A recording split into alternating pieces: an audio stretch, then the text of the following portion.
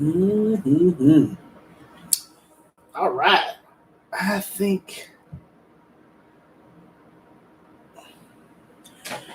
All right. I think we are live. So let me know if anybody is online. So far, there's 0 peoples. Let me know if everybody's online. Yep, push notification came through.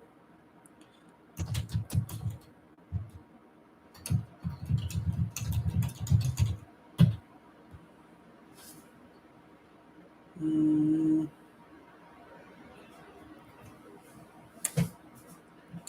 all right. There's actually a bunch of people. There's 7 or 4 people online right now. So let me know if you guys can hear me. It's a new mic. New camera. Oh, not new camera. I moved a bunch of stuff around, so it may not be working right now. So if it's not working, we need to get it fixed. But move the room around the back. All my rods are on that corner now, and we're gonna probably try to do some type of a cool setup because that's just a mess. We gotta get rid of that. Anyways, tonight we're gonna be talking about the channel, what we've been up to, the past tournament we've been on, why we sucked at it, and a bunch of things like that.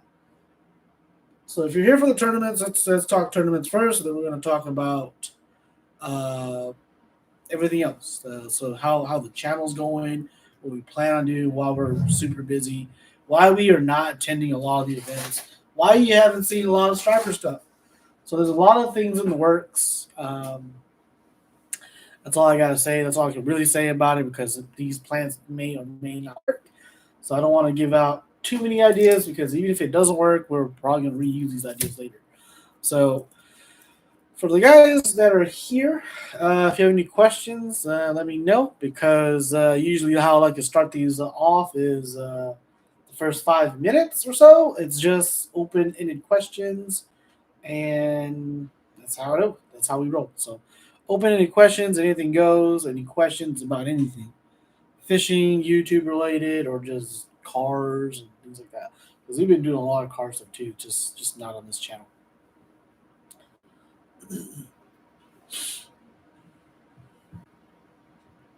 So if you're a first timer here, let me know that also, so that way I know I'm talking to some of the older, not talking to the OG guys, and talking to new people.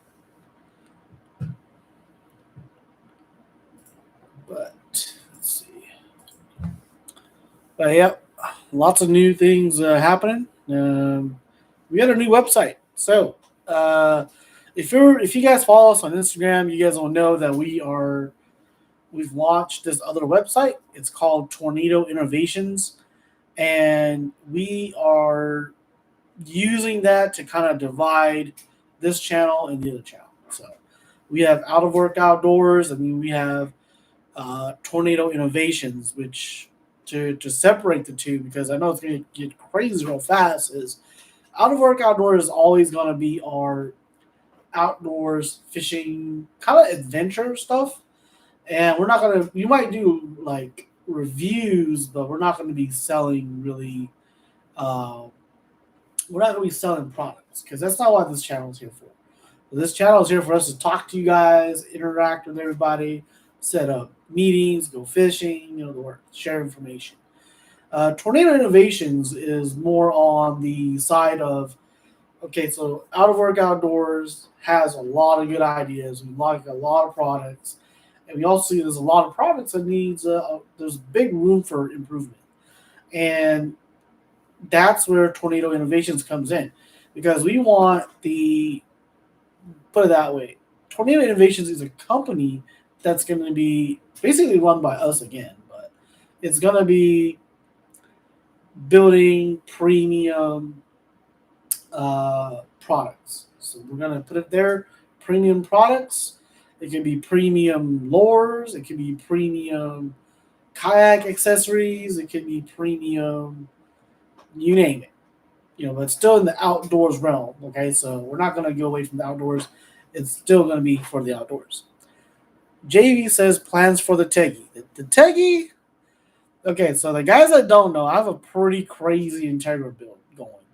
Like, pretty crazy. pretty crazy. So let me list off a couple of things off of the Integra build. For the guys that don't know, I have an Acura Integra. It's a 1999. It's one of my first cars I've ever owned.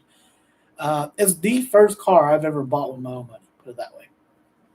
Before that, my parents bought me a little Honda Accord, and I traded that in for my friend's, my college buddy's Acura Integra. It's a GS model, but it is now so far from that GS model. You can't even say it's a GS anymore because there's nothing on it that's really a GS anymore. So what I've done to it, I can't remember. The parts list is so long, but the major items is it's a JDM Integra Type R front end, and it's the one with the HID fog lights, which no, not HID headlights, which makes it somewhat rare. Majority of the front ends you see they're not HID, so this one's HID front end. I've got the Mugen, the genuine Mugen front bumper. I've got European tail lights. I did the five lug conversion on it, 36 millimeter five lug conversion for the guys that want specifics. We've got upgraded rotors, we got upgraded pads, we've got upgraded fuel system. I have a whole other YouTube channel. If you guys really like that stuff, you guys really want to dig into it, just type in my name, Conner, Konerri, and there's a whole build series on it. I haven't really updated it in a while, but that's what that is. Let's see, full Recaro seats.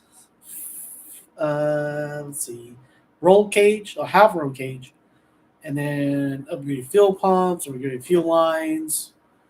I mean, the list is so long, and then you have the engine, right? I think everybody wants to know what to do with the engine. The engine is no longer the standard engine, the B series. It is okay.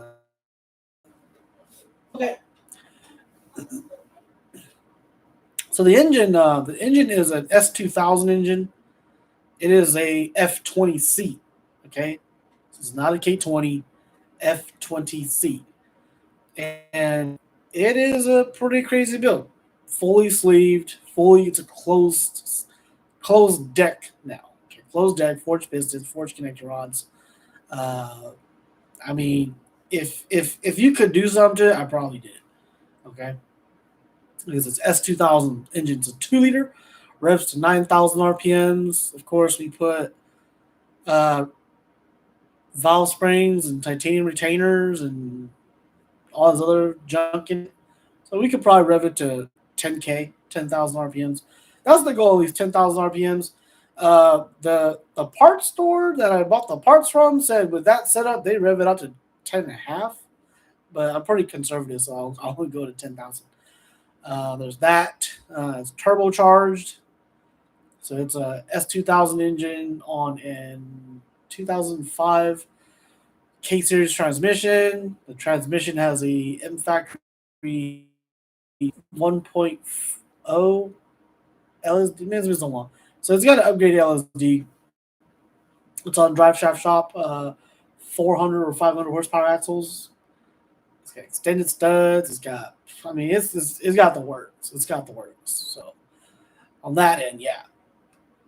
For you guys that want to know a little bit about my other things I do, I haven't worked on it a long time. Let's be honest, but I've been collecting parts because the car is it's 99, so it's like 21 years old, 22 years old. So it's about to become a classic. So you know what I mean? Like all these parts that you thought that were just super easy to come by, they don't exist anymore. So right now we're collecting parts.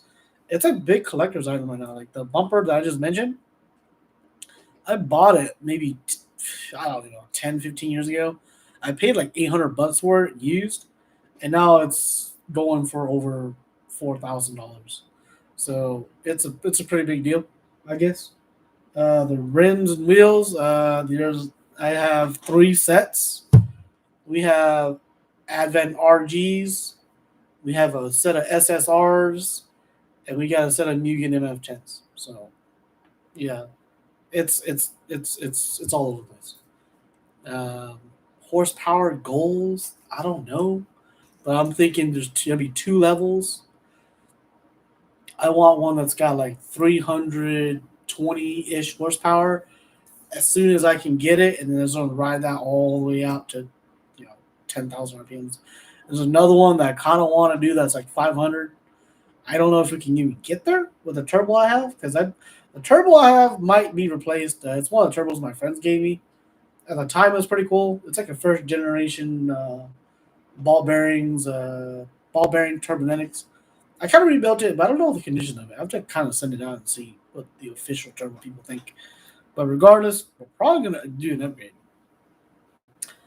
Fuel systems upgraded, 1,000 cc injectors. We got four of them, and like I said, it's gonna be pretty crazy, pretty crazy. So, anything else? Anybody else want to know anything about what's happening? What else is going on, and anything else like that? Let me know. Let me know because we're just waiting for people to jump in. Like I said, first 5 minutes, 10 minutes, 15 minutes, just kind of get to know everybody. Mm-mm. So I know this is kind of last minute. I didn't plan to do this, but I know I'm going to be busy tomorrow. Today was supposed to be a fishing day, but it started raining, so I decided not to go fish and decided to do some homework stuff. So stuff, for the website and for just a lot of organizing, kind of getting all the whole TikTok, Instagram thing going too. And it's a little different. I do like the TikTok a lot more than the Instagram for right now in terms of videos, but everything else is kind of weird. Like I started sharing videos, trying to share across platforms, and the quality completely goes to crap. So I'm trying to figure that out. But anyways, let's talk stripers first, and then we'll go into tournaments, and then we'll go into the website. How's that? Give me a thumbs up if you guys like that idea. And don't go away just fast enough. Well, actually, since you guys are already here, these are going to be some of the. I know it's kind of backwards, but it's kind of weird. But there's some promo codes for the website. So if you guys want to go to the website and just look at it, just tell me what you think. It'd be greatly appreciated. But for subscribers on the website, you will get, and this is for the life of the website, okay? Because we truly appreciate all of our subscribers. If you're a subscriber, you can go there and basically get $5 off your order any time of day for as long as the site is still up. And the code, I don't know what the code was, but subscribe $5 off. I think it was YouTube 2022. Oh, let me go look it up real quick, just so I don't mess it up for you guys.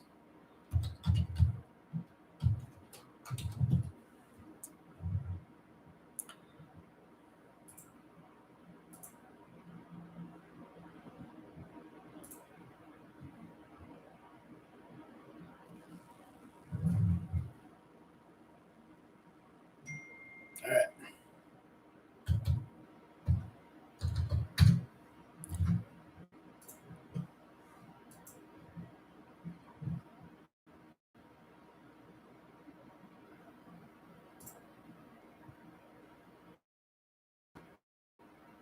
Okay. Make sure the coupon codes are right because I don't want to give you guys wrong coupon codes. And then I'm going to get a whole bunch of flack later. So it's Tornado Innovations or Innovation without this.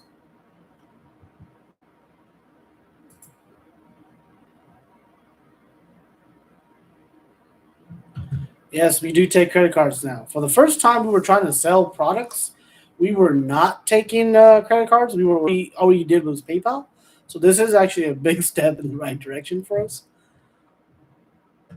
So we have a website. We can take PayPal. It's great because we did have to turn away a couple orders. I'll be honest, a couple of orders did not go through because we didn't have a way to take a credit card order.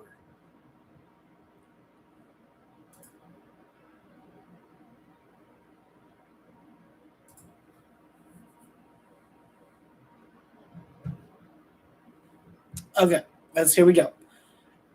YouTube $5 off coupon is simply YouTube 2022. It's $5 off the entire order. We got another promotion coming right now, which is just for the Memorial Week. It's live right now, and it's gonna stop Monday night. It is MEM22, MEM22. It's 10% off your entire order. And if you're a new subscriber, if you're a newcomer to the Tornado Innovations website, if you sign up for the newsletter, you get another 5% off. But you can't add them all together. It's just one or the other. Okay. And another thing we're doing is we're doing if your order is over $75, you get free shipping in 48 states. Master Lockdown's here. Master Lockdown, pretty cool guy. I was chatting with him about the Tacoma. I don't know if it's a Tacoma truck or not, but I keep thinking it's a Tacoma because mine's Tacoma. But he's got the whole off-grid power solar thing going. Pretty neat. I still got to finish mine. I didn't finish mine yet. I got the battery and everything, but still not finished. Yeah, so anyways, let's talk about stripers, man. The striper season this year hasn't been very good. I'll be quite honest. Yeah, it's been hit and miss. It's been like spurts. You'll get like one good report and a bad report. You go out there during a bad report and you smash them like we did that one time with the Keystone. We did real good. And then like a week later went back out when they shut the water off. And I was thinking when the water was off, it was going to be real good. And we couldn't catch anything. It was just nothing but catfish and gar. So we really didn't do any videos on that because none of you guys want to watch catfish. So we didn't do a catfish video. But yeah, striper's been on and off. Hybrid season's been, depending on where you go, it's been pretty good. I would have to say the hybrid season is actually pretty good this year, but it's already on the tailing end. Okay, the white bass hasn't been this good. This has probably been the worst white bass year in the past 15 years that I've fished, because you catch them, but there's only been like one day where I've seen everybody catch them, where you didn't have to be a really good fisherman to catch them. There's only been one of those days, which is pretty bad. Usually white bass is why people go fishing. So, and right when the fishing started getting good, the weather took a turn, and it's just kind of weird because all the fish are in all stages of the spawn, basically, and we tried to time it. We couldn't time it. And then the days you want to go, the days you weren't busy. And the days you were busy, it seems like your friends were catching them. That's kind of how it felt like. But at the same time, I felt like I got into about 25% of the good bites. That's all I felt. We won a couple of tournaments. Yeah, I won one tournament this year so far on the bass fishing side because the weather's been so haywire, And I flopped in a couple. Okay, so major flop. We'll talk about that in a bit. But stripers, yeah, it's like right now. The offshore bite is hot right now. It is hot right now. If you're a big spoon fisherman, kind of like I am, I wait for this time of year to go spoon fishing. And what I mean by spoon fishing, I'll show you. These guys. Oh yeah, if you're watching, this is a secret. Okay, don't tell nobody. But you put these Magnum spoons. That's how big that is. It's I think it's a 6-inch spoon. Yeah, 6-inch Ben Parker spoons. These things are awesome. Hybrids, stripers, they love these things. And this is something I'm trying this year. I know you guys are like, this spoon is giant. Why would you throw an umbrella rig on top of it? It's because you can, okay? So I actually threw this in the pool. I work at a company that has a pool. We do water meters, and we have a big pool to flow water through our water meters. So I took this to the pool and I was throwing it. It's actually pretty neat. So when you throw this in there, the spoon actually pulls the entire spoon back. So it goes backwards and it sits on the ground. And then when you rip it real hard, it almost looks like this is a big fish chasing a whole bunch of little fish. I mean, the concept is there. I don't know if it'll work, but if it does work, it's my little secret. Okay, for the guys that don't know the clear umbrella rig, this is a clear umbrella rig. This is what we're doing on our website. This is the first product on our website. So, you guys don't know, it is basically some people call it an A rig, but it's not an A rig by definition. It is an umbrella rig, and it's clear. It's built out of fluorocarbon, and you guys have seen us kind of kill them on it in the last 4 or 5 videos. We've been throwing this quite a bit. During the wintertime, it's a killer setup. During the springtime, it's still pretty good. During the pole spawn, which is right now, they're all humps, it's pretty good once again. So you guys be on the lookout for those videos. I'm sure we're going to have a bunch of these coming out and a bunch of these spoon videos too. And like I said, this is my favorite time of year to fish. Favorite time of year. And for the guys that have to know, this is the actual umbrella rig. This is the actual one from the video. So this is the one where we were still. This is can't speak. This is a pre-production model. Okay, so for the guys that are the ones that are kind of questioning the integrity of the rigs, yes, yeah, it's taking some beatings. You know, it's taking some beatings. It's a little lopsided now. Like I said, this is a pre-production model. This was built in January, and it's gotten countless white bass, countless stripers on already. But it's still holding its own, you know. So this is the one you see in the videos where I caught a pretty good striper at Keystone. That's the actual rig. It's still here, still going. I should retire before I lose it. And this is another rig that I've been kind of playing with. Just an idea is the guys that are super advanced, right? The guys that are dropping these like Demiki rigs, Demikis, is what I'm talking about. The Demiki, you know what I'm talking about. The DTF guys, Master Lockdown might know what I'm talking about. It's the ones where you vertical drop a little bait all the way down to them, and may or may not bite it. Well, I've always been thinking, why would you just put 5 of them on a rig and drop it down there, right? So I know it's baiting up like this, but in the water, it actually sits pretty flat. It sits like that in the water. So it's a cool idea. I don't know. It might work.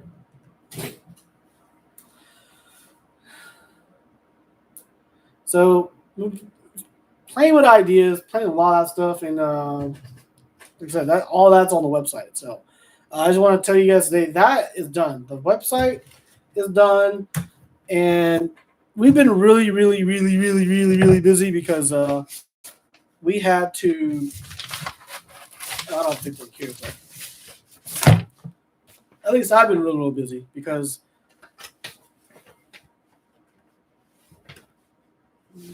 Because I've been doing this. I'll give you guys a little secret. So if you're going to be a legitimate company, right, you got to document everything.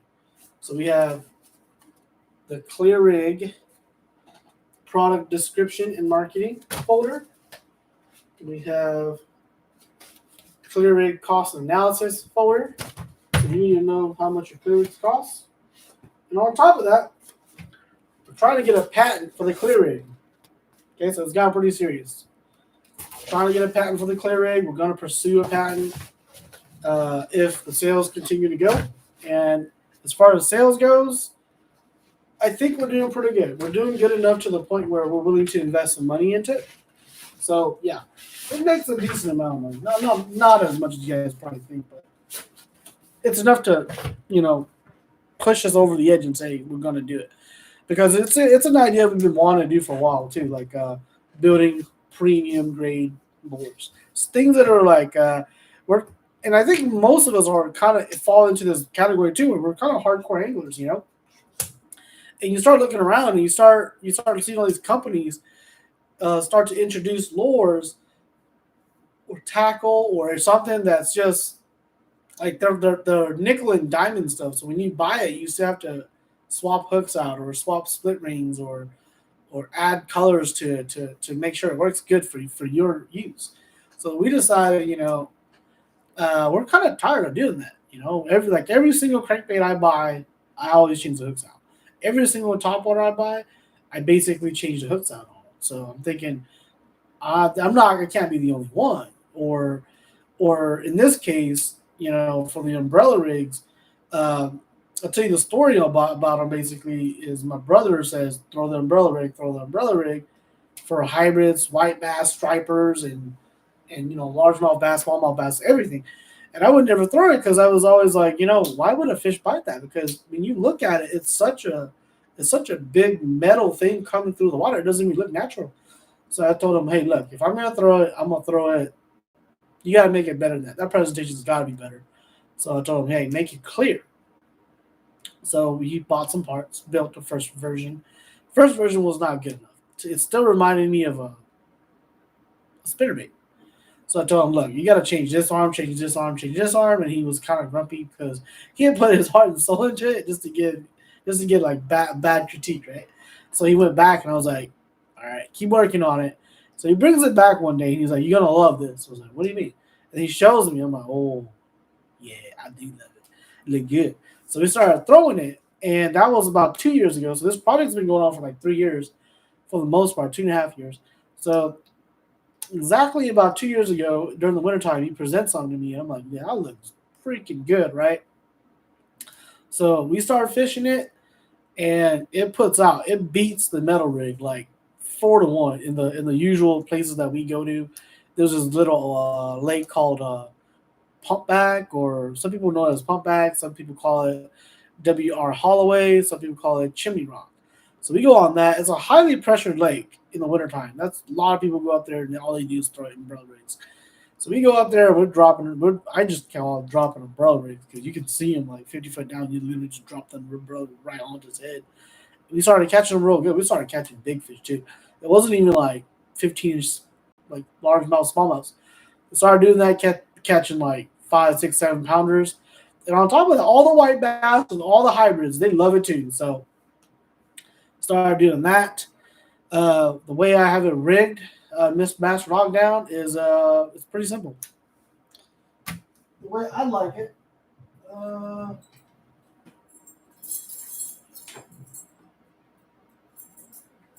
right, so I'll use this one as an example. This is kind of a Gucci version of it, but I'll use it as a good example. Now these are my new favorite jig heads. These are the Jewel Baits jig heads. Jewel Baits. They're kind of expensive, but it's so good. Okay, especially if you're fishing a high pressure area, you want a different look. I mean, this is probably your typical like setup, a jig head on a swim bait, a generic swim bait. Well, actually, this is a Kitech, but most people would just throw a ball head, jig head, weedless, maybe not weedless, on a swim bait, and they'll do all 5 swim baits, same size and everything. But for this one, I knew we were going to fish Keystone, which highly, highly, highly pressured. I know a bunch of the guys that are on the bank are real good fishermen too. They're throwing flukes. They're throwing traditional swim baits. They're throwing, you name it, it's out there. So I wanted to go in with something a little different. So I did. I went in with this, and it was the key that day. I haven't really gone back to test it. Okay, but this is probably my new favorite setup. If I know I'm not going to get snagged too bad. And like I said, these are all Mega Bass Spark Shads to swim bait. But this one delivers a bigger profile. And that day, that was the key. They wanted something that was a bigger profile because they were feeding on drum that were coming through the generators. So this is just it's just a big one. That's just a big one. But that's your typical setup. And don't shy away from bigger blades. The rigs ship with these little blades, these little 1 inch blades. But if you can tell, I've swapped 2 of them out for 2 big blades. So if the water is a little dingy, and this applies to all umbrella rigs, right? If the water is a little dingy, the umbrella rig is not designed for dingy to dirty water. If you're fishing dingy to dirty water and you feel like they're on bait fish, you need to up the blades. This is a 4.5. I think it's a 4.5.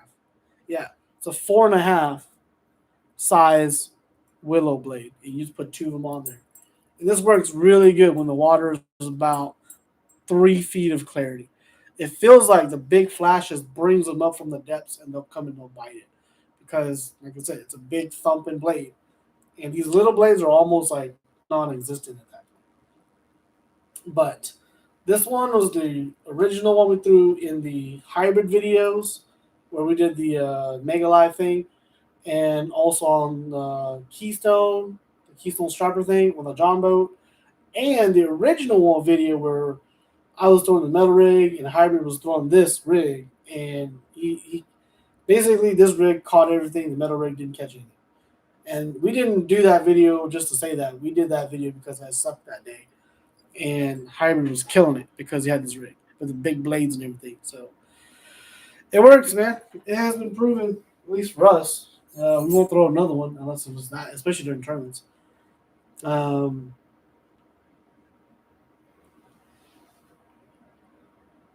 yeah, so any specific Alabama rig setups you prefer? Oddball, long one, all different type baits, colors, flukes, paddle tails, curly tails. Curly tails with bucktails is actually a pretty good setup. You know what I'm talking about? Well, you have a little like a quarter ounce bucktail with just like a chartreuse tail behind it. That's a pretty good setup. That's what we throw in the big umbrella rigs, the Captain Max umbrella rigs, where you troll like 15 baits at the same time. That one looks pretty good. That color is underrated. I don't think people talk enough about it. It's actually pretty good setup. And I don't know what it is, but chartreuse and stripers is they just mix and match real good. For the most part, we throw paddle tails for the most part. Now, the only time I don't throw paddle tails is if I fish current and I need to get the rig down deep. Because if you could imagine the current in a river, if you throw in paddle tails too, it keeps the bait up. It doesn't allow the bait to drop because there's too much water resistance on the baits. And also, if you're throwing in heavy current, then sometimes it's actually better to throw in no blades because the more the blades you have, the more it wants to kind of float. Same thing with trolling and everything too. So if you're trolling, the slower you want to troll, the more blades you want to add to it. You know, if you want to troll a little deeper, then you take the blades away. You want to do other things with it. Okay, so that's the thing about that. And then let's see, where was I at? Oh yeah, clear the umbrella rig. So we were doing the umbrella rig. There's 4 different models. If you guys haven't seen the website, like I said, the website is tornadoinnovations.com, and you'll see that there's four sizes. For the guys that don't know, there's 2 standards and there's 2 XLs. And we get this question quite a bit. Which one do you pick? So if you look at it, this versus this. Okay, so this is a standard model and this is the XL model. There's no way you can really tell a difference. Okay, even I have a hard time sometimes telling which one is which because the only difference is the X arm on top. That's the only part that's different. On the XL, the arm on top is a lot thicker, so it's gonna hold your bigger baits better. That's all it is. There's a big price difference because we build those things out of fluorocarbon, high grade fluorocarbon also, and it's just so expensive. So we have to charge more for the XL. So like I said, there's a standard model and there's an XL model. If you're throwing big baits or anything, say your jig head's around it, if it's a quarter inch or bigger, then you want to go to XL. If you're throwing a 4-inch bait on it or bigger, you want to go to XL. If you're chasing stripers, hybrids, definitely XL. If you're chasing white bass, largemouth, smallmouths, all under the 3-pound class, standard's gonna be just fine. If you're chasing 5-pound class bass and up, you want to go to XL again. Just because I know you guys are gonna horse them and things like that, you want a little bit, just a little bit more power on the arms. But it doesn't mean you have to go to XL. I've got a lot of guys, and local guys, that are just buying the XL because they just think the bigger the arms, the thicker the arms, the better they are. But there is a trade-off. The thicker the arms, the less action you have in your swim baits. So there is that part of it. The rig was really designed because one, I really wanted to go away from the metal arms because if you imagine the metal arms on a rig, it's always once you bend it, it's always like this, right, coming through the water, and it's very limited motion. It's very limited like this. I wanted a much more fluid motion, and on top of that, if you ever have it drop, the metal rig always goes like this. It never has opportunity to fan out like that. On ours, it fans out. So that's why if you throw it on a big spoon, when you're pulling it, it's this way. When the spoon pulls it back, it actually opens back like that. So there's this big effect that goes in like that. So I feel like it's a good idea. And with fishing, it's all about good ideas anyways, right? So let me know what you guys think of that.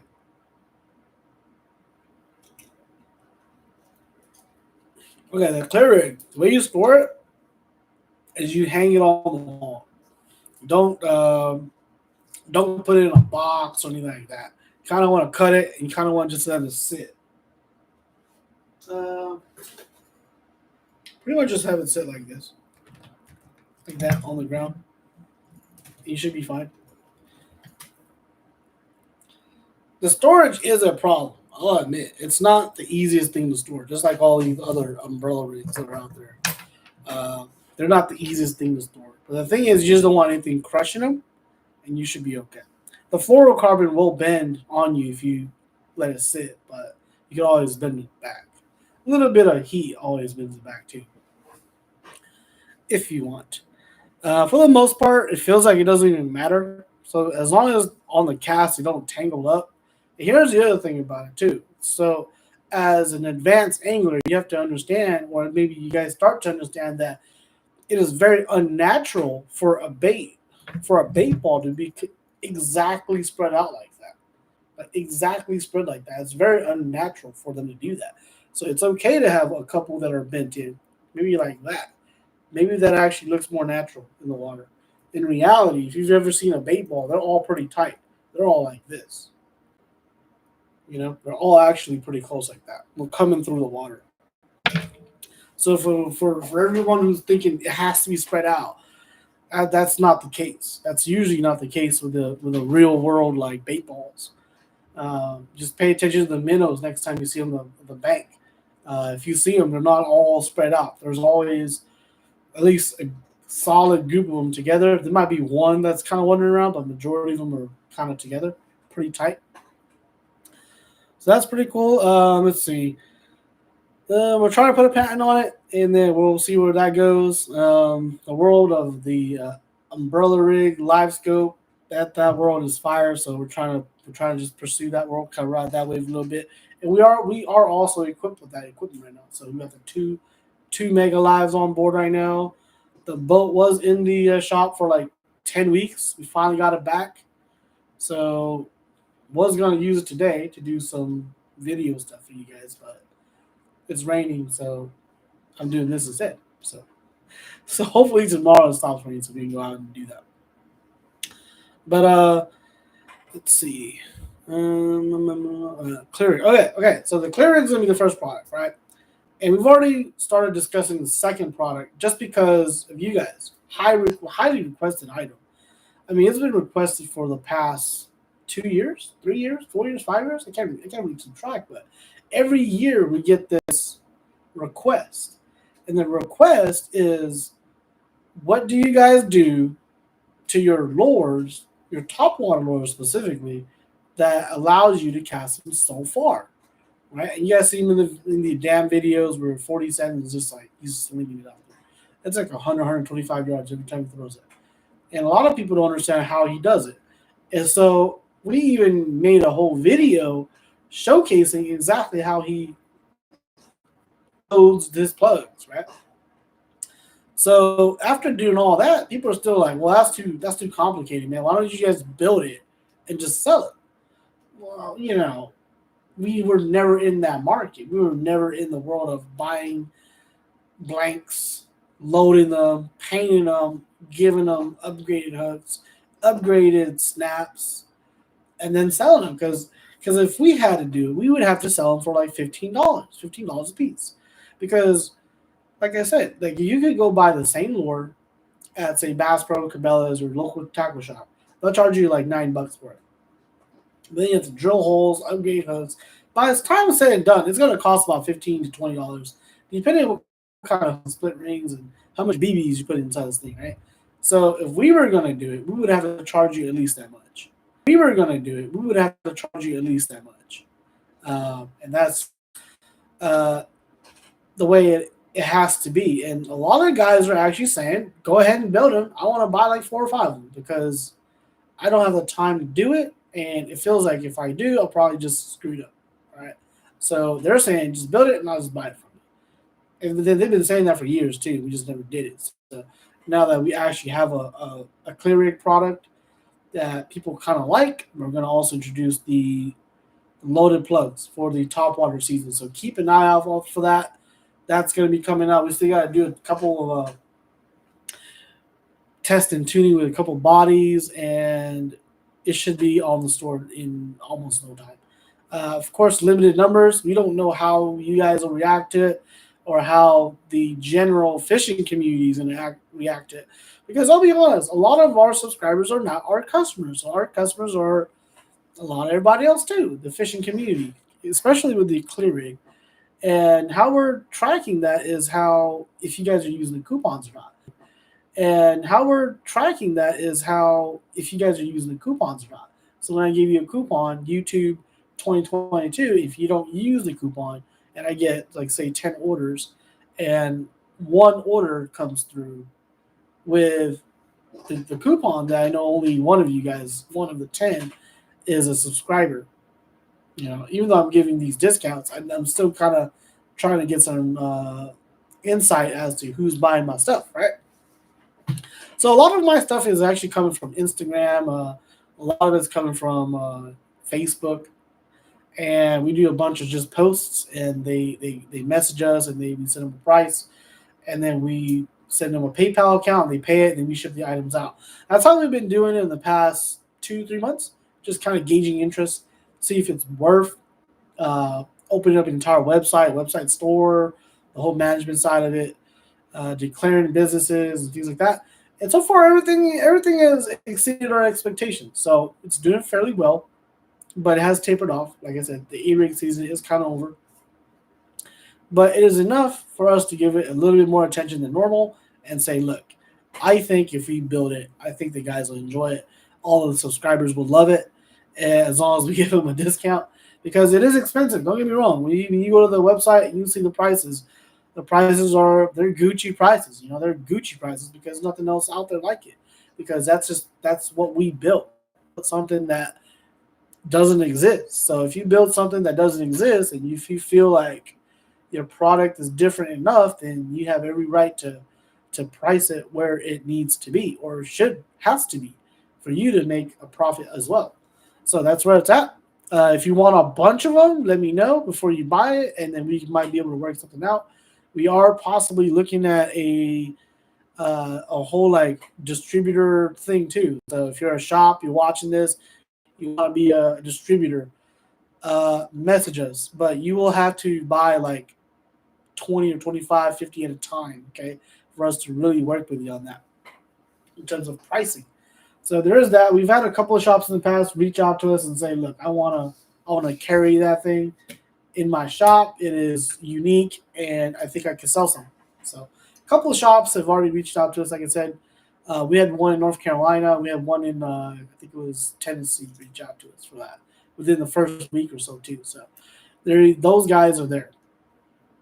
And we will probably call them back here in about a month once we get everything locked down and once we get our supply stuff kind of organized because the supply stuff is still kind of all over the place due to the whole COVID thing. So everything's kind of up in arms, but that's all I want to talk about with the clear rig. It speaks for itself. When you see the footage, when you see the looks, when you hold it for the first time, it's different from whatever's out there. Okay. And the feedback has been, for the most part, pretty good. We haven't had a single failure yet, or a single complaint. Besides the arms, sometimes they slip a little bit, and we just tell people to super glue it back on because that's basically what we do. Use basically a high grade super glue to put it together. They might. I mean, I have to reach out to them because I know there's a local shop. I want to go to Grand Lake because Grand Lake is a big tournament shop, and just talk to those guys and see if they want to carry it because it's pricey, man. I'm not gonna lie. A comparable product is probably $30. My product starts at 35. With blades, it's 45, and the XL basic is 45. The XL with blades is 55. So it's not cheap, but at the same time, you're definitely throwing something that doesn't exist. The fish hadn't seen before. So for the tournament guys, it'll make a lot of sense for them. For everybody else, it may not. So if you feel it's too expensive for you, hey, no problems. I understand. I'm in that boat too. There are some equipment that I will not buy, but there's moments to mid March. That's when that time happens. They won't touch anything but an umbrella rig. Okay, so for those guys, if you want something different, if you can afford it, I got it. I can sell it to you. And like I said, it's not cheap for me to build. The cost for me to build it is probably the cost of those guys selling you a rig. So it is pretty expensive for me to build them also. That's why I'm building them in more smaller batches. The batches we build are probably 25. If we get lucky, we'll build a batch of 50. But so far, it's only been batches of 25, and they last about 2 weeks, and then you sell out of them, and then you have to wait for the next batch. Okay.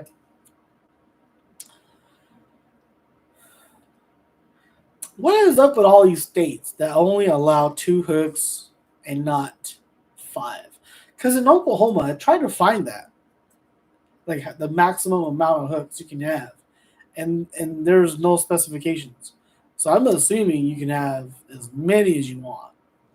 But if you can only have two hooks, man, that's kind of sad. But all you gotta do is just a bunch of dummy baits. Definitely, in my experience, okay, when it comes to umbrella rigs, when it comes to umbrella rigs, I've actually done this in the past because I just didn't want to lose any. But when it comes to umbrella rigs, the one in the back, the middle one, takes 80% of the bites. 80%. 80% of the bites. So if you're one of those states where you're gonna do this, for the most part, what you want to do is you want to do the middle definitely hook, and then one of the bottom ones has to be a hook. Okay, and that's your best bet. Everything else is just dummies. Okay, cut the hooks off. Cut the hooks off, or use a jig head and just glue a body to it. That's all you gotta do. And you have to make them rotate too. So the way you make an umbrella rig rotate is you put heavier weights on the ones that you want hooks on. So if you go like quarter ounce and you go like eighth ounce, when you cast it, it'll rotate. It'll rotate. The heavy ones will be on the bottom. And between these two, I mean, if you can, you actually want this one to be a shorter arm too. So it only leaves these two, and that's it.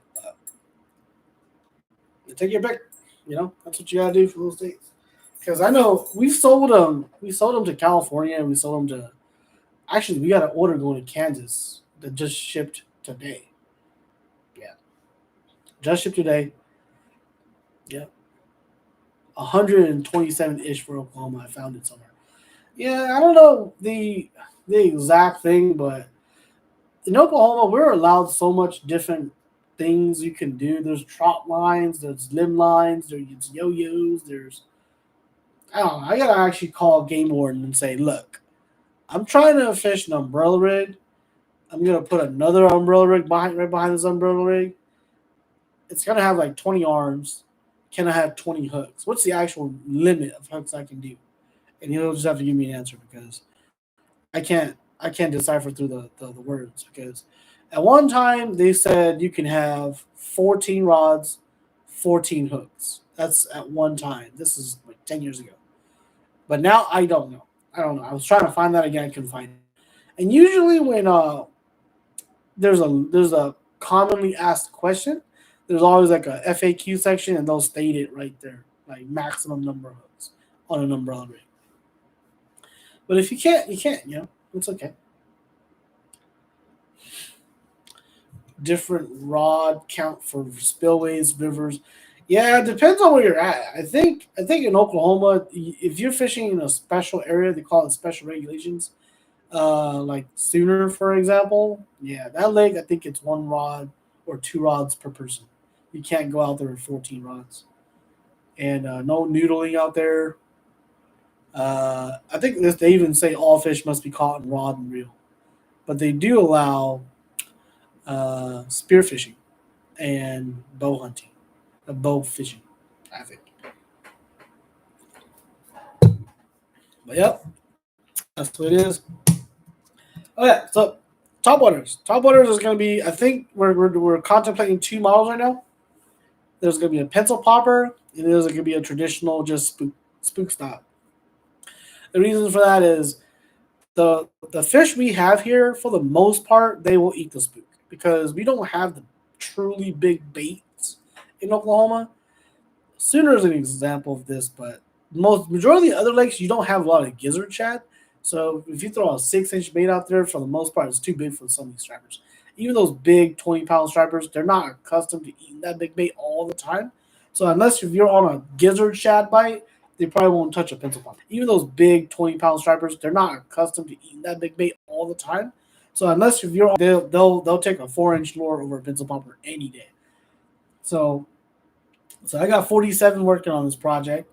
47 is the one that you guys see, just slinging lead on the dams, basically. So I was telling them I need two models for each size, right? So I need one that when you buy these lures from the store, they're about a half ounce. I need one that's a little heavier than that. I need one that's probably a 3/4. One that's just like it still goes out, it slings out really, real good. You don't have to throw it on a surf rod. Just a traditional fishing pole you can actually throw pretty good. But it's a 3/4 ounce. It's got good hook, good harbor on it, and anybody can buy no specialized equipment, and it's just gonna throw pretty far. Like it'll make that 50-yard cast for you. On a 7.5 foot rod. Nothing special. And then there's that. We're gonna call it the extreme. The extreme is the one where this this top water's job, its sole job is to sling it out there 100 yards, 125 yards, 150 yards. That's the extreme. The extreme does not float. And we have to get that uh, across to some people that even though this is the top water category, the extreme does not float. When you throw it, it goes far as heck, but it's going to sink like a rock. And there's moments in time for that. Okay, when they're blitzing so far out that you cannot touch them with a regular bait of any kind, you have to throw the extreme. The extreme will get you out there, but it's going to sink pretty fast. So, but right when it drops to the water, as soon as it hits the water, you're already working this thing backward. Is basically what the extreme is going to be for. All right, so that good split rings, good treble hooks. We might offer it without hooks just to keep the prices down, because if we have to stock hooks and we have to buy hooks, and that just gets really expensive. But we can make some recommendations for people. So in terms of hooks, for the most part, if you're chasing stripers in the dams, we really like the single hooks, single VMCs. I think they're size 1/0. They don't bend out as easy. They can miss a couple of fish for you, but once they hook up, they're pretty good, and they really don't bend out. And the other thing is, they're just they're just a really good, like from a safety perspective. Once you get the striper on land or on your boat, it doesn't flop. When it flops, it's not treble hooks flying everywhere. So it's on from a safety point of view, it's a lot safer. I know because I had a fish stick me in the foot with a treble hook. It's pretty bad. So the single hooks, that's one of the main reasons why people do it. But we will more than likely offer it with a treble hook. I think. But if it's a treble hook, trebles, I like the Gamakatsu brand, the 2X strong, just straight chink, a round bend straight chink. Those are usually pretty good. For the most part, you should be able to catch most of your stripers with it. They might still bend out, but you'll get a lot of hookups with the straight traditional treble hooks. So that's what we're doing. A couple other ideas coming out. What kind of ideas floating around for kayak accessories? Uh, Kayak accessories. We're gonna just blurb it out, but we're definitely doing bilge pumps for kayaks, just because I almost sank my kayak 4 times. It's pretty scary, so we're definitely doing bilge pumps for kayaks. We're probably gonna do a wiring harness. We're gonna probably do what's the other thing we're gonna do? Oh yeah, power systems.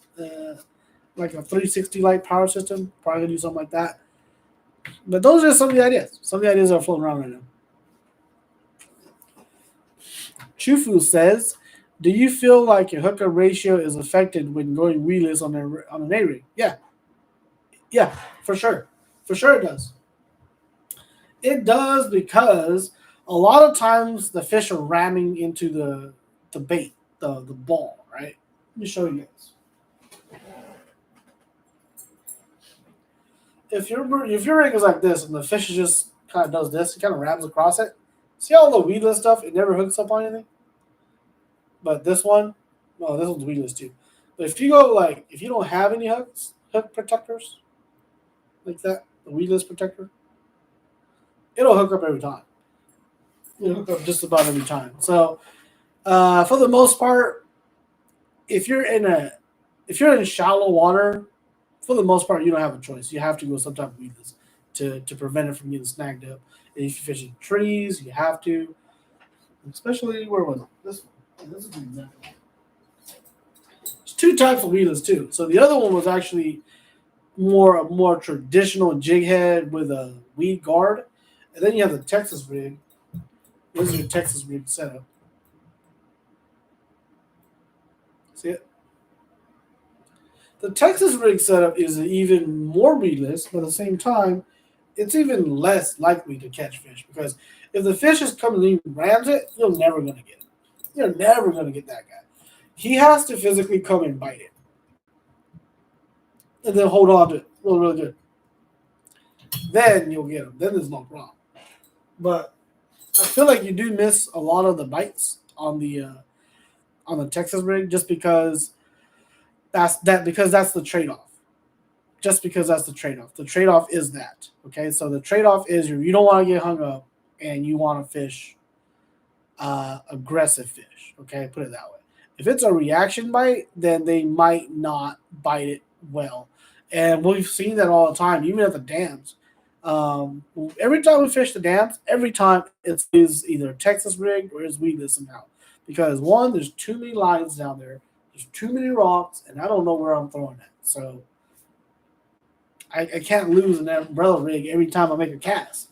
So they're always some type of weedless system on it. And if you watch that video, you see me kind of cussing them out. Like I'm missing them, they're smashing it, but I'm not getting them. And that's just the stuff we actually let you guys see on film. So in reality, the Texas rig probably you get bit 5 times before you get one hookup. Whereas the other one, it's 1 out of every 2 you'll get a hookup. And you'll start noticing that sometimes you'll get like snags.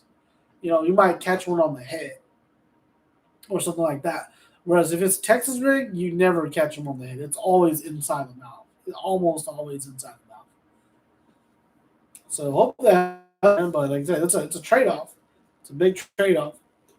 If you're fishing open water, if you're in a lake, super deep water, 30 plus feet, and you're fishing, say, a topwater blitz, and you just throw an rig in there, do not throw anything weedless. You're gonna hate yourself.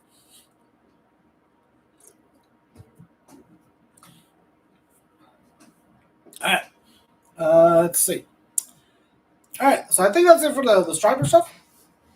Talk about tournament stuff a little bit because I know some of these guys that are in here. If you're a striper fisherman or whether you're a bass fisherman, it's still fishing. So we're gonna take you guys a little bit on the tournament scene. We fished a major event last weekend, and I sucked. Yours truly sucked. My brother did all right. He could have done pretty good, but still sucked basically. And typically we do pretty good. Typically, the higher the stakes, the better my performance is. But I don't know what was wrong that weekend. I just wasn't really on them. Had a couple patterns going, but they were pulling water out the dam. Come tournament day, they shut the water on. It was just kind of like scrambling for big bites. Could have gone to the bushes and catch little bass, but had a friend doing that. Didn't want to kind of mess his rhythm up, so didn't do that. And then I started just running around, and had too much running around and just couldn't really catch him. Sucked on day 1, only caught 1 fish out of a possible 5. And then on day 2, we swapped sides with the lake and just went fishing. Caught a bunch of good fish, but nothing that could put you back into the top rank. So kind of wrote that tournament off, kind of wrote it off. I'm still kind of thinking about it from day to day, but one of our friends did real good. We had an Airbnb rented. There's 6 guys eating good every night. and love to do it again.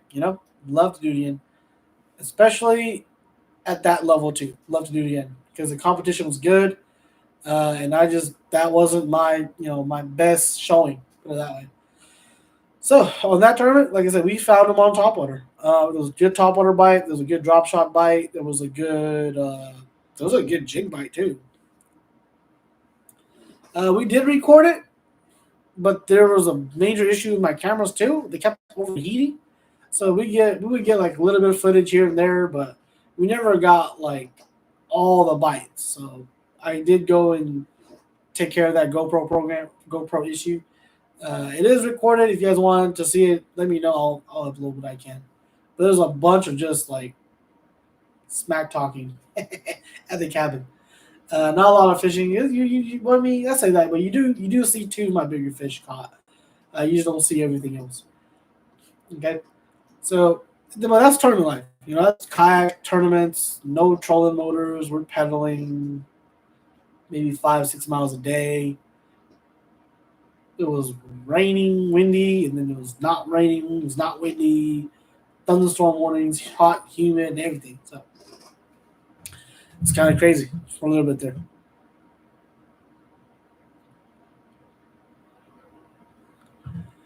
All right, so that's the tournament life. Okay, so we're coming up in an hour. I usually just do these for an hour and a half. What lake was that? That was on. Well, the actual event was the Hobie BOS Kayak Series. It's a national event that comes to your town every once in a while. It was held on Broken Bow Lake. Broken Bow is in terms of my favorite lakes. Broken Bow is definitely in the top five, for sure in the top five. Broken Bow is in Bigfoot country down in southeast Oklahoma. Yeah, so Broken Bow Lake. Good trout fishing too. One of those like, it's one of those getaway cities. Put it that way. Had a good time. Just didn't have a good showing. It's one of them stupid things. But had fun. Had a lot of fun. Met a lot of friends and met a lot of old friends I haven't seen in a while. So it was good times. But at the same time, I was like, dang, I really wanted like a top five finish, and I had like a bottom 20 finish. But whatever. All right. So kayak tournaments, we're not doing that much kayak stuff this year. Just to let all the other guys know what's up. All the guys that watch us that are from the Oklahoma kayak anglers or from the Tuesday night bassathons. We're not doing a lot of that stuff this year because one, we're growing the channel, and two, we want to bring more striper content to you guys. We bought a boat for that reason exactly. Striper content. We might enter a couple boat tournaments. We're not sure yet. But for sure, lots of striper content, maybe a bunch of trolling stuff, a bunch of weird things that may or might not happen.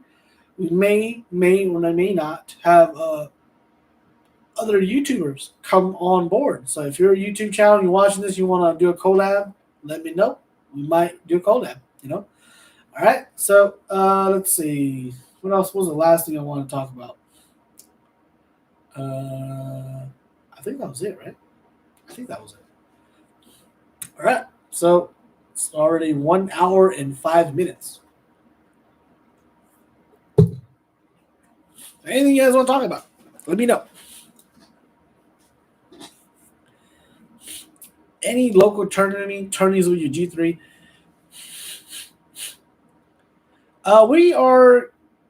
We're probably gonna stick to the SkyTech tournaments and maybe a OOW tournament. I would like to attend a Spavinol tournament because I feel like I set up really really good for that lake. I feel like I set up like it fishes my strengths. It's a grass lake, and I like grass lakes. So for the most part, I like Spavinol. I really do like Spavinol. Uchi's pretty good too, but Uchi doesn't have the massive flats and the crazy coontail hydrilla stuff, so I'm not exactly sure on that. I like uh, I like SkyTech just because rock lakes, like Table Rock. I probably do pretty good at Table Rock too. And then what else did I do? Oh yeah, G3. If you guys don't know, we have a G3. We have a 1910, which is a 19-foot 10-inch boat. It's a good all around boat. It's an aluminum boat. It's got 150 horsepower Yamaha on it. We bought it a year ago. We've been having a bunch of like weird warranty issues with it, so we sent it back. It's been in the shop for 10 weeks doing warranty stuff, and they still didn't fix everything. So I was just like, no, we gotta get out of there. We gotta start using this boat we're paying for, and brought it out, and we're having little issues with it. Some of them they're not bad issues, but at the same time, it's a brand new boat, so they are big issues. So you'll see a lot more of that. We still got to take my dad on a frog gigging trip. I don't know how to record at night yet, so be sure to watch out for that. Pretty much a lot of catch and cooks. We got to do a bunch more catch and cooks. I think that's pretty. It's been pretty popular for the guys. So definitely more of that stuff, and then let's see, more lore stuff. I don't know what like some we got this one weird video which we wanted to do. I can't tell you guys just yet, but it might be pretty good or it might be really bad. I don't know yet. Let's see. Well, that's about it. That's about it. That's an hour. Let me know if you guys have any questions. Otherwise, I'll probably just sign off. Anything goes, guys.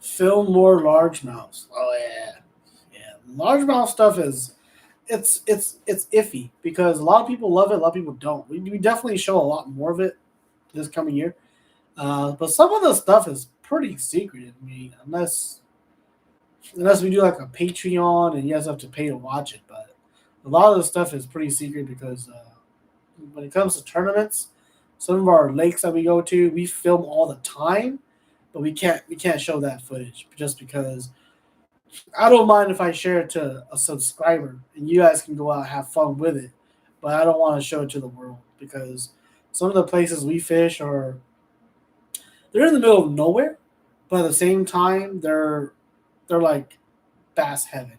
I'll give you a story since you asked. Okay, so there's this lake. There's this lake I like to fish. It's a grass lake, but it's a fairly small lake, right? Loaded with big bass. Okay, loaded. And in the past couple of years, the bass have gotten smarter and smarter and smarter because there's more and more people fishing it. There's more and more people like throwing all types of live scope technology and everything like that on it. So now those fish have become educated, right? And it's not because of me. It's just because a lot of other people actually figured out what this lake is. It's pretty good lake. Caught numerous eights, couple of nines out of there. Lost count how many fives and sixes I've caught. So that's how good that lake is, right? So when we first started fishing on we just basically threw a hollow belly frog and threw it. They'll bite it all year long. I mean, that's how good this lake was. And then it got to a point where you can't just throw a hollow belly frog out there because they don't bite it no more. Everybody's throwing it. So all right, the jackhammer comes out. And the guys who know what a jackhammer is, it's the high end, it's the Gucci chatterbait, right? The Gucci chatterbait. So I started slinging that, and man, they were on it. It didn't matter what time of day, they were on it. And that bite kind of went away, right? So now they're like super hard to catch. So basically, if you're not throwing sinkos out there, they're not even gonna bite anything, unless the conditions are perfect. So we fished the Oklahoma Kayak Anglers online. It's an online tournament that lasts the entire month. Go out there, catch a bunch of 18s, 19 inchers. But you guys know, if you fish a tournament with us, if you're not catching 20s, like we call them 20s, you're not even in the running for the winner circle. You're not even going to be in the top 5. So if I catch 18, 19 inch fish, I pretty much don't even take pictures of them. I just kind of let them go back. So we went out there first trip, pre-spawn, spawn, and something happened. There were fish on beds, and then there's no fish in the pre-spawn areas. And we proceeded to catch the living crap out of all these 18, 19 inchers. A bunch of them. 95-inch day, right? But to win these tournaments, you got to be in that 110 range, right? So go home, nothing. Second time we go out there, absolutely dead. This lake is dead. There's nothing going on. We have to swap lakes. So we ended up swapping lakes. Went to a different lake, packed up and left. Like packed up and left at 9:30. We left. Straight left. Went to a different lake, more south. I didn't get a lot of bites, but I did get one good bite. It was a real good bite. It was a 22 and a quarter or a half inch bass. That's a big bass, right? 22s are like 6, 7, 8 pounds. Right in that class. Right in that like 7-pound class. Right there. Because I catch a good one. But once again, this lake let me down. I've been there twice. It's still my favorite lake, but it's just got a big temper now, right? So then, probably the third week of the month, we decided to go back out. And I go, I'm going to give you let me draw it out for you. Friday night rolls around. We're like, me and my brother. We're like, we want to go fish tomorrow. We're going to go try that one little lake again. Because you never know when the lake's going to put out. So we're like, all right, let's go. Let's wake up at 3, get there before the sun gets up. So we wake up at 3, it's thunderstorms everywhere. And we're saying, no, go back to sleep, wake up at 5:30, take a look at the radar again and see where we're at. So, reset the alarm clock, go back to sleep. 5:30 rolls on, and then I check the radar. I'm like, it's still raining right now, but where we're going to, it's going to stop raining in about an hour. So let's go. So I go out and pick them up, and we're driving through the rainstorm. We finally get there, and what do you know? The clouds are still there, but the heavy rain is not just a misting rain, right? Get on the water. I start fishing. I get to one of my favorite spots, and this spot is a spot that me and my entire crew, me, my brother, my other guys that fish it a lot, we all know this spot always has a big fish. There's always a big fish on it, but no one can ever catch it. It's one of those spots, right? So I get there. It's the spawn. It's during the spawn. So what I do is I throw a hollow belly frog. I throw the frog up there first. So the point of the frog is usually if there's a spawning pair, say there's like a 17-inch male and a 22-inch female, the 17-inch male typically will not hit the topwater frog. So the big female has to come and take care of the frog. So if in the early mornings you want to throw a topwater frog, even though the water is only like 52 degrees, 53 degrees, you want to throw a topwater frog. So I do that, nothing. I throw a Cinco, nothing. This is all like before you can barely see, and nothing. So I bring on my black and blue jackhammer, and I start slinging it in 2, 3, 4 foot of water, and I'm thinking like, nah, man, I think they're a little off. I think they're in that 5-foot zone. So I start slinging it in the 5-foot zone, and I bring it by the stump, and it loads up like a stump. And I wasn't sure if it was a stump or it was a bass. So I load up, and when it's a stump, it doesn't move. This thing moves like an inch. So I set her hard, and what do you know? It's a bass. It starts running into open water, and I'm on big line, so I'm like, all right, well, let's see how big you are. And I just hold my rod straight up, like I'm a dumbass sometimes. And I see it jump, and I'm like, oh, that's a good size one. So I bolt that one. It's a 21 and a half, I think, inch fish.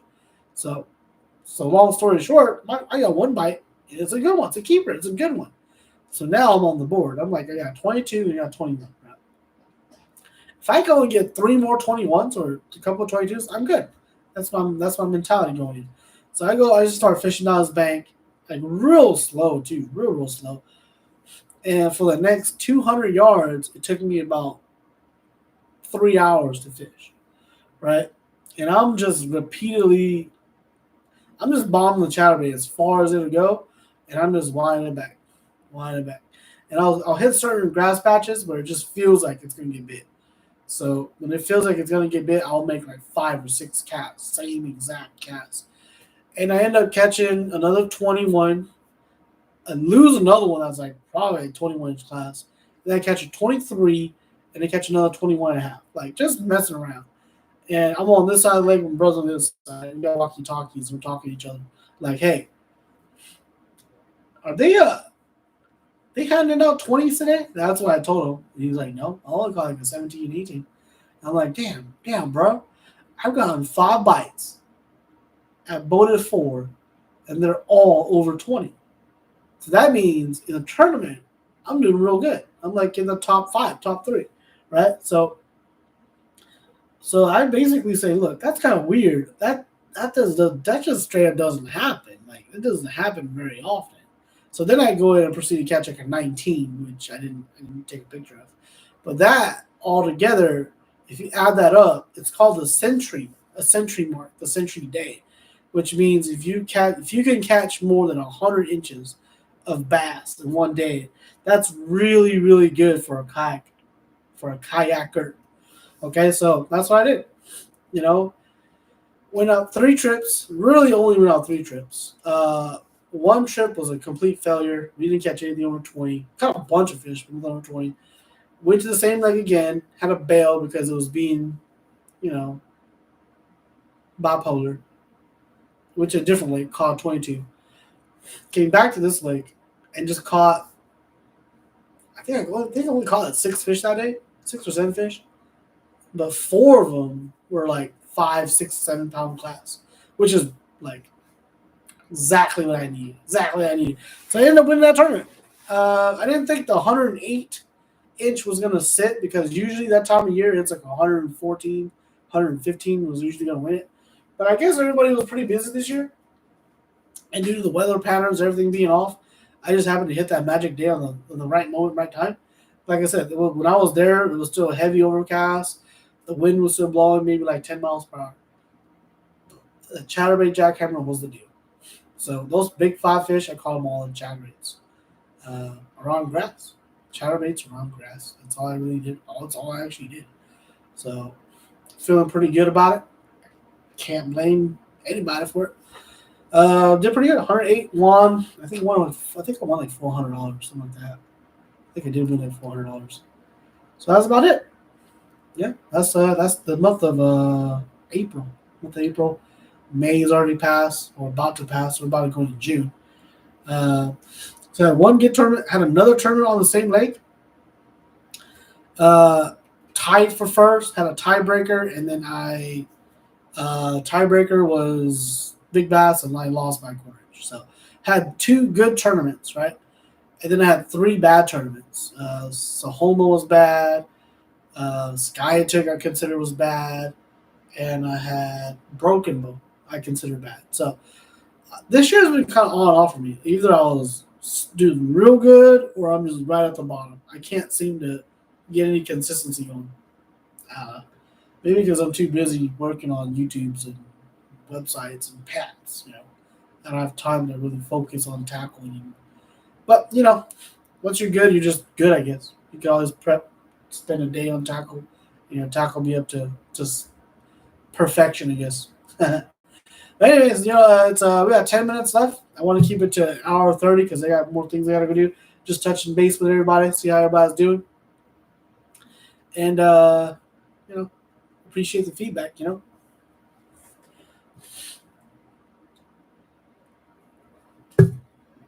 So if you guys want to see more largemouth bass, smallmouth bass, that type of stuff, let us know.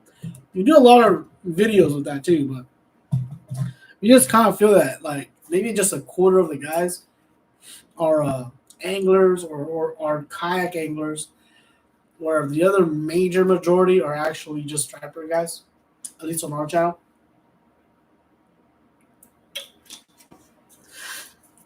So let me know if you have any questions. Otherwise, might end it a little bit early. The other thing is, don't forget, if you guys want to buy umbrella rigs or just want to help us share it with your friends, maybe they want to pick one up. It is pretty expensive, like I said, but they offer that the other rigs don't. Coupon code is MEM22, MEM22, and that's 10% off your entire order. If you're a subscriber, it's YouTube 2022. You get $5 off your order, and everything over $75, you get free shipping. So that's what we're doing. That's our promotion right now. And I don't know, if you feel like it's something that you would like to purchase and help the channel out, we'd really appreciate it. All right.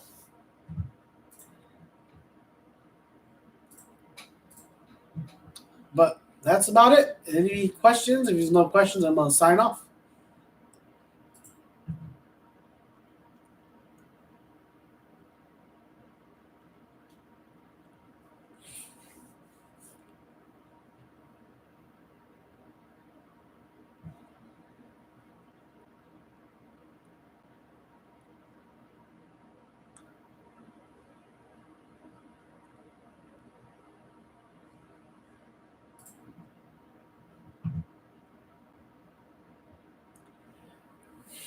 All right. So no questions, huh?